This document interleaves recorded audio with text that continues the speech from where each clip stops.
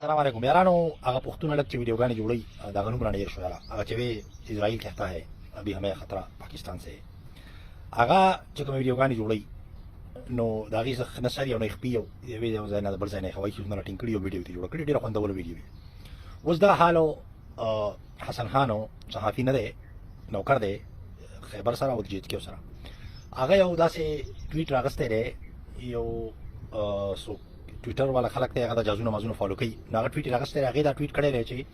د امریکای د جازونه بګرام ایربیس ته تیری او ټرمپ ته پیمنٹ کړي چې بګرام ایربیس واپس امریکای ته ورکړي دا سره نه ثبوت شته نه کنفرمیشن شته نه دا څه داسې غټ ویب سایټ ته بس یو پیج دی په ټویټر باندې دا نه څه چلی اوس دا خبرو په پاکستان کې ډېر زیاتې میډیا چې دنه خور کو سوشل میډیا او حسن خان په ویډیو جوړ کړه پاکستان کې چې ډېر سيزونه شیخ خوري تاسو پته لګي چې هغه کم ځای راغلي اوس ممکنه ده چې دغه ویب سایټ لا یا دغه ټویټر والا دغه شیلا چې سره ډېر پیسې ورکړي چې دا ټویټ وکړه ځکه چې راغلی څوک تاسو کوي یو نه هغه داسې اتنټیک شی دی بدنام بشي نو هغه خبره بیا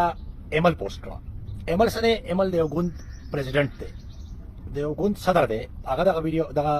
ویډیو او دغه شیدونه تصویران پوسټ کړو او د خپل طرفه پیدا ته ځیم ورکړه چې دا وګوره د چین سره امریکا جنگ جوړي او دا ډیره بده خبره او دا ډیر بد کار وشو یو خدای ظالما تاکي او پاګه لکه سفر شو هغه چې په سوشل میډیا باندې ویډیوګانې جوړي او ډیر خوان پکې چي او چک پکې چي پتا کې باندې سفر پاتې شو یو ان کنفرم نیوز دی او ان کنفرم ویب سایټ نه راغلی دی یو خړ یو ځړ صحافي هغه خور کړی دی او ځړ صحافیانو نور پانو او بغیر خور کړی دی او تر ازي او هغه